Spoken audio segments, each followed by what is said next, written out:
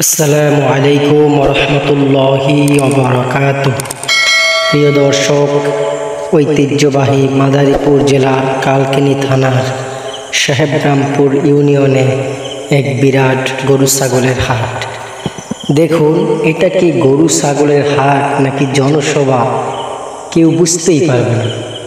এখানে হাজার হাজার মানুষ, শত শত মানুষ উপস্থিত হয়েছেন, প্লাস শত শত গরু এখানে উপস্থিত হয়েছেন।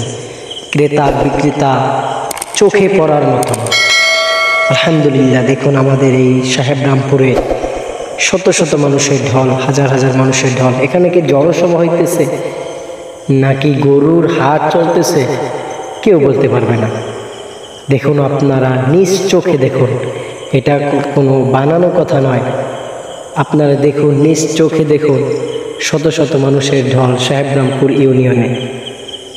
কত হাজার হাজার মানুষ গরু কেনার জন্য এখানে উপস্থিত হয়েছে এবং হাজার হাজার মানুষ গরু বেচার জন্য উপস্থিত হয়েছে। ক্রেতা বিক্রেতা চোখে পড়ার মতো। এখানে বানিয়ে বলার মতন কিছুই নাই। আপনারা নিজ চোখে দেখতে পারতেছেন শত শত মানুষের ঢল কুরবানির জন্য, কুরবানির গরু কেনার জন্য ক্রেতা বিক্রেতা উভয়ই কিন্তু এখানে উপস্থিত হয়েছে। ক্রেতা যেমন তেমনি বিক্রেতাও মানুষ, হাজার হাজার মানুষ এখানে উপস্থিত। তো আলহামদুলিল্লাহ, আমাদের ঐতিহ্যবাহী মাদারীপুর জেলার কালকিনি থানার সাহেবরামপুরে এটা অবস্থিত। এই যে আপনারা গরুটা দেখতেছেন সাদা রঙের, এই যে পিছনে চলে গেছে, আবার দেখবেন ইনশাআল্লাহ আসতেছে সামনে। তো এখানে শত শত মানুষের ঢল, সাহেবরামপুর উচ্চ বিদ্যালয় মাঠ সেখানে উপস্থিত। সেখানে এই আজকের গরুর হাট মিলছেন। শত শত মানুষ, হাজার হাজার মানুষ সেখানে উপস্থিত হয়েছে।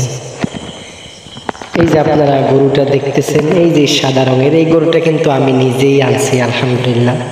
এই গরুটা আমার নিজের লালিত পালিত করা, আমি নিজে পালিত করে, আমরা পরিবারের মিলে পালিত করে লালন পালন করে এটা আজ বেচার জন্য আনছি।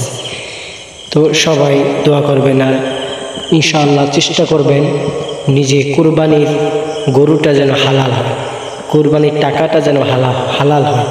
কোনো সুদখোর ঘুষখোরের সাথে আপনি কুরবানি দিবেন না। আল্লাহ রাব্বুল আলামিন বলেছেন, লা ইয়ানালাল্লাহু লুহুমুহা ওয়ালা দিমাউহা ওয়ালাকিন ইয়ানালুহুত তাকওয়া মিনকুম। যে কুরবানির জন্য গরু জবাই দিবা, এই কুরবানির গরুর রক্ত মাংস কিছুই আমার কাছে আসবে না, কোনো কিচ্ছু আমার কাছে আসবে না। কি আসবে? তাকওয়া মিনকুম, তোমাদের তাকওয়া, ভয়। কাকে ভয় করে তুমি কুরবানি দিয়েছো? কাকে রাজি খুশি করার জন্য এই কুরবানি দিয়েছো? একমাত্র আল্লাহ।